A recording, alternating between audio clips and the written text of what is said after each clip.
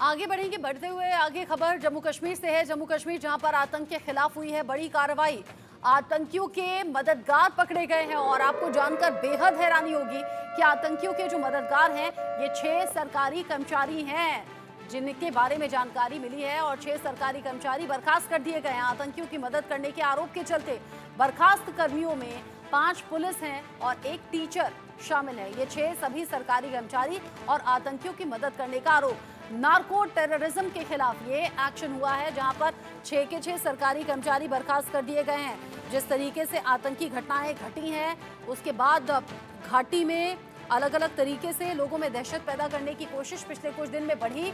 Operation all out के जरिए आतंकियों के खात्मे की भी कोशिश, स्पेशल ऑपरेशंस भी चल रहे हैं। सुबह ही हमने आपको जानकारी दी थी कि बीएसएफ के डीजी और स्पेशल डीजी हटाए गए हैं। जम्मू कश्मीर प्रशासन ने नार्को टेररिज्म से जुड़े हुए 5 पुलिसकर्मी और 1 टीचर समेत 6 कर्मचारियों को बर्खास्त कर दिया है। एक अधिकारी ने बताया कि ये लोग ड्रग्स बेचकर टेरर फंडिंग कर रहे थे। एलजी मनोज सिन्हा के नेतृत्व वाले प्रशासन ने इन कर्मचारियों को बर्खास्त करने के लिए भारत के संविधान के अनुच्छेद 311(2)(c) का इस्तेमाल किया है। एलजी ने कहा है कि ये सभी पाकिस्तान की आईएसआई और उससे जुड़े आतंकवादी संगठनों के नार्को टेरर नेटवर्क का हिस्सा थे। अब 6 के 6 सरकारी कर्मचारियों को बर्खास्त तो कर दिया गया है, लेकिन चूंकि ये आतंकियों के मददगार हैं तो न सिर्फ नौकरी से सस्पेंड हुए हैं बल्कि आगे इनकी मुश्किलें और ज्यादा बढ़ने वाली हैं। लगातार जो सुरक्षा बल हैं, जो सुरक्षा एजेंसियां हैं, वो जगह जगह ये पता लगा रही हैं कि लोकल सपोर्ट कौन सा है, क्योंकि विदाउट लोकल सपोर्ट ये आतंकी आगे बढ़ नहीं सकते, सर्वाइव यहाँ कर नहीं सकते।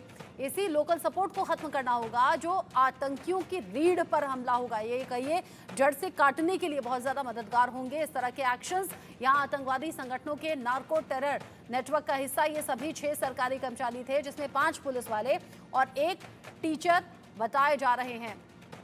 6 के 6 अभी बर्खास्त कर दिए गए हैं सरकारी नौकरी से। इसको लेकर बात भी हम करेंगे, हमारे साथ खास मेहमान जुड़ेंगे, उनसे उनकी राय भी हम जानेंगे। लेकिन जिस तरीके से जम्मू कश्मीर में पिछले कुछ दिन में ये घटनाएं बढ़ी हैं, उसके बाद ये लोकल सपोर्ट के बारे में पता लगना और इसे खत्म करना, ये एक कामयाबी के तौर पर ही देखा जा रहा है। अनुज माथुर सर मेरे साथ में जुड़ गए हैं डिफेंस एक्सपर्ट के तौर पर, और साथ ही साथ मोहम्मद अली शाह डिफेंस एक्सपर्ट के तौर पर मेरे साथ में मौजूद हैं। अनुज माथुर सर, इससे पहले भी आपने ह्यूमन इंटेलिजेंस की बात अलग अलग वक्त पर इस तरह के डिस्कशन शो में कही है। ये क्या ह्यूमन इंटेलिजेंस का ही नतीजा है कि लोकल सपोर्ट तक पहुंचे हैं सुरक्षा बल और सुरक्षा एजेंसियां, और ये 6 सरकारी कर्मचारी निकले? सबसे बड़ी हैरान करने वाली बात ये, क्योंकि इससे पहले हम डिस्कस करते थे कि अशिक्षित हो सकते हैं, गरीब हो सकते हैं, या दबाव में ऐसा हो सकता है, लेकिन 6 सरकारी कर्मचारी ऐसा कर रहे थे। रचना, देखिए, ये बात सुबह भी मैं कह रहा था कि प्रलोभन किसी भी प्रकार का हो सकता है, और उसके अलावा एक बात और समझने की है कि कुछ लोग सरकारी तंत्र में अलग अलग विभागों में इन्फिल्ट्रेट हो चुके हैं। ये लोग वो हैं जो कि सिंपैथी रखते हैं सेपरेटिस्ट से, सिंपैथी रखते हैं पाकिस्तान से, और आईएसआई से संपर्क रखते हैं। शायद कोई मॉनेटरी बेनिफिट भी वहां से ये लोग ड्रॉ कर रहे हैं।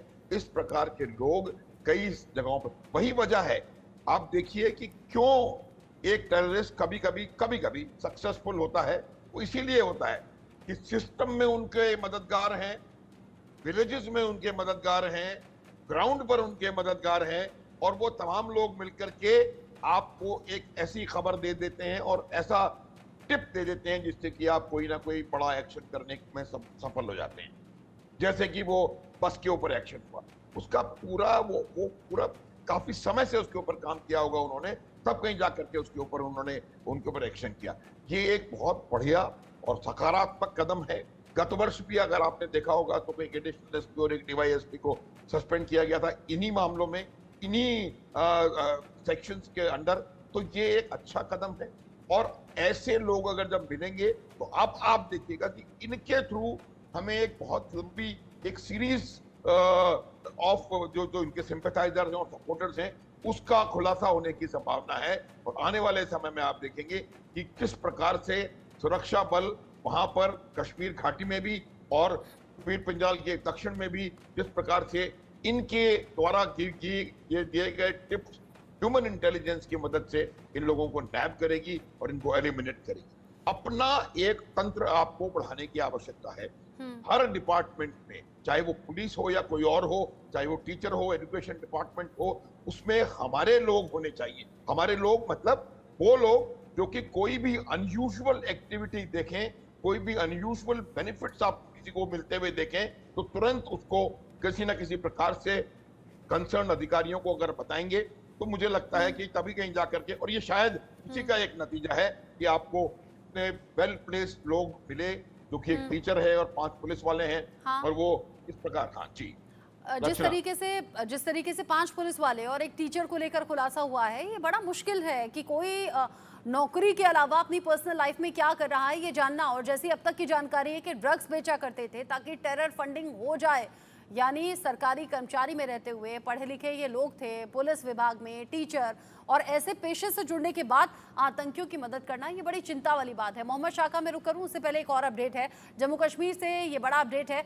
जहां पर सरहद पार से लगातार आतंकियों के घुसपैठ की कोशिश होती रही है और इस घुसपैठ के बाद बड़ा एक्शन भी ले लिया गया है। केंद्र ने बीएसएफ के डीजी और स्पेशल डीजी को हटा दिया है।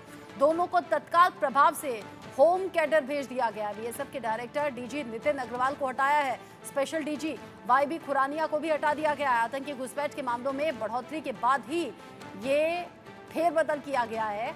बीएसएफ के डीजी और स्पेशल डीजी को तत्काल प्रभाव के साथ हटाया गया है। ये रिपोर्ट आप देखिए।